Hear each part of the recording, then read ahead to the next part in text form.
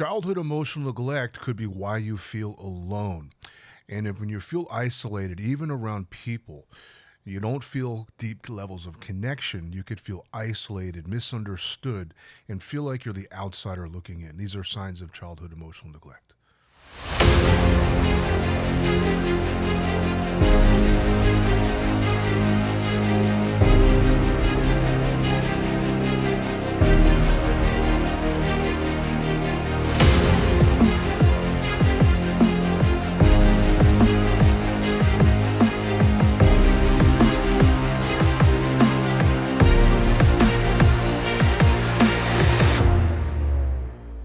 Today, I'm going to go over childhood emotional neglect and the 8 signs because if you have it, it can be treated and you can feel better and feel a deeper sense of connection and empathy. It could be cultivated because when you feel isolated and alone, especially around people, you can't be happy.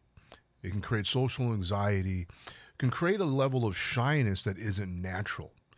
Nobody's born shy. You're conditioned to be shy. So let me explain more here because childhood emotional neglect refers to the absence of adequate emotional responses. Because if your parents aren't, I can't say pay attention, but empathizing with you, or when you were younger, that basically creates a sense of invalidation if they weren't emotionally supportive. Now, I'm not saying parents are bad or your parents were bad. It's just that some parents are too busy to even notice what their child is feeling, to pay attention. They've got bills to worry about, or, you could be a parent, bills to worry about, mortgage payments, stuff like that, relationship problems. And that seems to, a lot of parents are just in survival mode. So being stuck in that stressed survival mode makes it almost impossible to see what's happening in their children. And because the children don't feel honored, don't feel nurtured, don't feel supported, it affects their self-esteem and self-worth. This creates maladaptive behavioral problems in life because it alters the sense of the child's sense of self and the world. The developmental years are years between 0 and 7. So if it takes place during those years, they're going to have a sense of self where their feelings don't matter. And then they begin to not empathize with others because their feelings don't matter. It's just a kind of a mirroring effect that children will mirror their parents. That's why when you grew up, you realize you're behaving like your father or behaving just like your mother. It's an unconscious drive. We just mirror. There's actually mirror neurons. So we take on the same type of behavioral patterns. It's pretty much covert and goes unnoticed because it is not intentional again. And most parents just don't know what their children are feeling. They're only looking at their behavior, but not what's underneath the behavior. And because children, you remember being a child and being scolded by your parent, you just didn't have the vocabulary to express what you're feeling. So you created these kind of made up, exaggerated deflection expressions to kind of throw them off your back. And so that's a maladaptive behavior, and you grow up life, deflecting all the time, and then you're not going to have any sense of connection with people. The most extreme case would be a narcissistic parent who is emotionally abusive, psychologically abusive, just flat out demoralizing their children. And that usually leads to borderline personality disorder. But that's a deeper sense of a personality disorder. I don't want to get into that, but it could also invalidate and create a sense of invalidation. So you grow up always seeking validation from others. Now, let's dive right into this. What are the 8 signs of childhood emotional neglect? The consequences of this is going to be deep emotional dysregulation. Number 1, emotional dysregulation. Because you grew up not really in tune with your emotions, or they're constantly invalidated, or just never seen, always ignored, you're not going to know how to understand how you feel. And you're going to have difficulties in expressing and processing your feelings in adulthood, emoting. Emotions are energy in motion. It's a process. We don't have emotions. It's just your own mind processing experience, usually sensory experience. There's initially an emotional response, a base emotional response, and then we turn those emotions into stories, and it turns those feelings into more into emotions. We actually feel, there's a felt sense, and it begins there, and then our mind turns that felt sense into emotions. In other words, a drama. And it's just the way the mind works. And when that process becomes dysregulated, you could have emotional outbursts. You get triggered, get upset easily, go on emotional mood swings, and you don't know why you're responding this way, but people notice it and wonder how stable of a person you are. And that could be the result of childhood emotional neglect. Could also be the result of trauma. Now, number two, low self-worth. If you don't, self-worth is how you feel about yourself. Self-esteem is what you think about yourself. So if you don't feel anything, you're not going to have any sense of self-worth. In fact, a child's sense of self is emotionally and feeling based. We identify with how we feel as children, and if something is not congruent, we have an aversion to it. Or something we like, we're drawn to it as children. So if that felt sense is not developed, we don't really value the felt sense of who we are, and therefore we have low self-worth. And we look to, a person with childhood emotional neglect will look to have their feelings validated, always constantly needing validation. Am I good enough? The I'm not good enough belief starts to play out, the behavior. And you start to do things and live a disingenuous life so you can be good enough and fit in to feel worthy. Now, you may struggle with feelings of inadequacy because your feelings were never nurtured. So they never really developed. From 8 to 25 are the socializing years. And if your feelings aren't developed, there's going to always be a sense of low self-worth and inadequacy. It's going to affect your socializing ability. Which leads us into number three, interpersonal skills. This is going to be difficult because you're not going to be able to read social cues. You're not going to be able to empathize, understand where a person's coming from, because there's a sense of emptiness within you. You may find it challenging to establish deep emotional connections with people, leading to isolation and loneliness. Because you don't connect with people, you're going to feel like people don't understand you. And you may give up and then start to isolate yourself because you just don't understand people because you don't understand your own emotions. People connect on emotions, not on thought and intellect and knowledge. Yes, a lot of conversations are based upon knowledge, but it's really an expression of emotional values. What makes you feel good? What makes you feel safe? What makes you feel growth?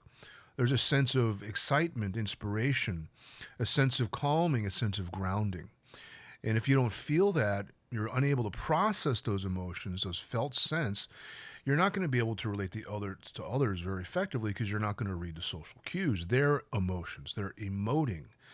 And if you can't read what they're emoting, you're not going to relate to them. People are going to look at you as they're a bit odd. Maybe you're cold and calculated and not really empathetic.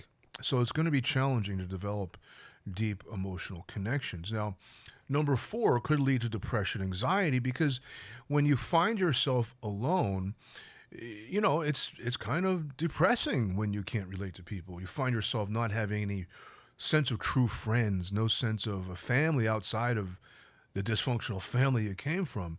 No one you can confide in, no one you can trust. It leads to a sense of depression, and you're worried about things, you got no one to confide in because you can't connect with people. It leads to a sense of anxiety. The unprocessed emotions, actually studies show that a lot of people with depression and anxiety have had a childhood where they were emotionally neglected. And it's not to say that parents were or were not abusive, but there's a tendency where if your emotions aren't cultivated, the isolation and the lack of connection creates depression and a deep sense of emptiness and emotional pain. Now, number five, identity issues. Because you don't have a sense of a healthy emotional foundation, which is the sense of self, you don't understand your own identity, which leads to You may be confused about what you want. You don't know what you want. You don't know what you need. You don't know how to express what you want or what you need because you don't know it. It could alter your aspirations because instead of doing what you were born to do, you're actually doing things just to feel validated, to feel worthy, to feel accepted. Because inside you were never accepted by your parents. At least you felt that way. Even though they took care of you, they fed you, clothed you, they may say, we think you don't love us. That's what happened to me in my life. I grew up thinking my parents don't love me. They had no empathy. My father's just a very stoic person. Mother was very angry and upset all the time. And, they were just stuck in survival. So they just didn't empathize. I didn't know what was going on until I learned about childhood emotional neglect syndrome. And I really correlated a lot. Well, that sounds like me. And that's why I'm making videos like this, because I can really deeply relate to this kind of problem. I've been there. Now, if you can't express your own needs, it's because you don't know who you are. That's your identity, your sense of point of view of looking at the world, your paradigm. If you don't have a strong sense of self, you might become needy. And then people never like a needy person. And you don't know who you are within a social context, so you don't know where you stand with others. That's the identity issues. A part of our identity is our social identity of what people consider us to be to them. And we kind of play that role. Like, are you a good friend? You identify with being a good friend. So things of that nature will become convoluted as you get older. Number 6, perfectionism. Because you're trying to win the validation of others, win the approval, feel worthy, you may attempt to compensate for that by trying to basically hold yourself to a very high standard of performance and try to be perfect. You become a perfectionist because that can compensate for the emotional needs that were neglected. I know I had that when I grew up. The better I performed, the more attention and praise I got from my parents. So I associated high performance with love. I didn't know what love was because I was just a child. I thought admiration was love. When we now know admiration is not love. Love is that which helps you grow. Now, if you don't have that sense of, well, what is love? What does it mean to belong? We all, we human beings we're social creatures, whether you like it or not. We all grow up all will have a sense of wanting to belong, wanting to be loved. And when you don't feel loved, because your feelings were ignored, and the only way you received any kind of attention was through doing well, performing well. And then you grow up trying to gain recognition and validation, always trying to prove yourself to be worthy, leads to a sense of perfectionism. Now, there's some very high-level people, some business people especially, and deep down underneath, they're actually insecure, and insecurity drives them to perform because they feel they deserve it, and that desire actually leads them to a high degree of success. Now, number 7, difficulty expressing needs. Because you don't know who you are, your sense of self is really shaky. You don't know what you need. There's a lot of challenges in being able to articulate needs and wants. Your emotions, your feelings, and your felt sense and your cognition all combine to form your mind. And when you're unable to form thoughts that accurately depict what you feel, you're not going to be able to actually comprehend what you want and what you need, or differentiate wants from needs. You may think you need to go out and drink, but that's a want. I mean, you need food, shelter, and water. You need warmth. You need companionship.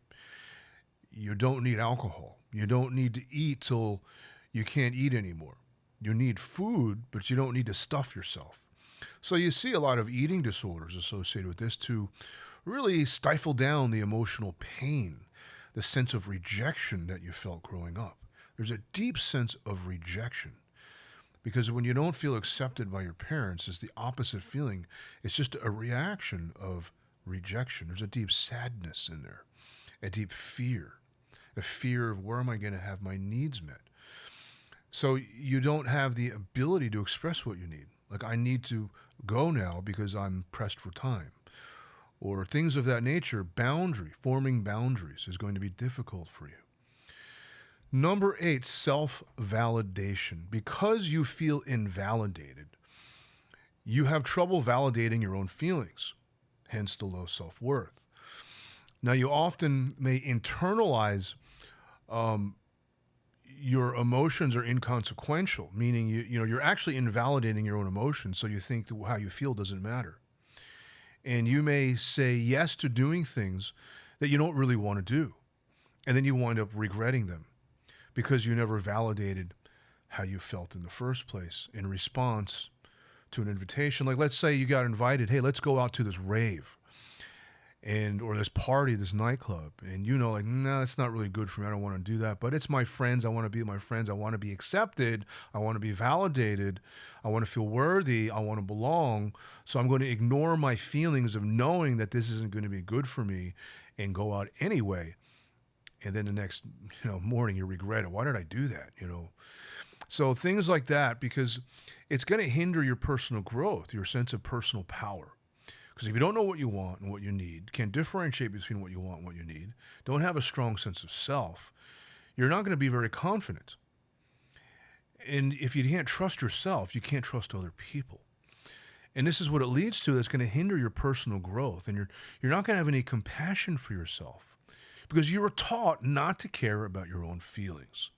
And when you can't take care of or have compassion, or I should say, feel your own feelings, you're not going to have compassion for yourself. You're going to invalidate your own feelings and therefore invalidate other people's feelings and have very little compassion for other people. In other words, you're going to come across as cold because you're not validating yourself. You're not validating your own needs. And these are the 8 signs of childhood emotional neglect. I think a lot more people have this problem than they want to admit. Intimacy and relationships require emotional vulnerability. If you can't be emotionally vulnerable, you're going to have trouble connecting with people and loved ones in marriage. How often do you hear the wife say, my husband doesn't express how he feels? Or the husband say, my wife, I don't know, she just goes on, but she never says what she wants or needs and expects me to just know what she wants or needs. And this becomes a problem because the pain of that rejection of childhood is then projected onto the partner in the present time. And then you start to blame them for how your parents made you feel. You don't understand me. You don't know what I want. You don't know what I need. And there's this blame, and then they start to seek outside of a relationship to fulfill those emotional needs.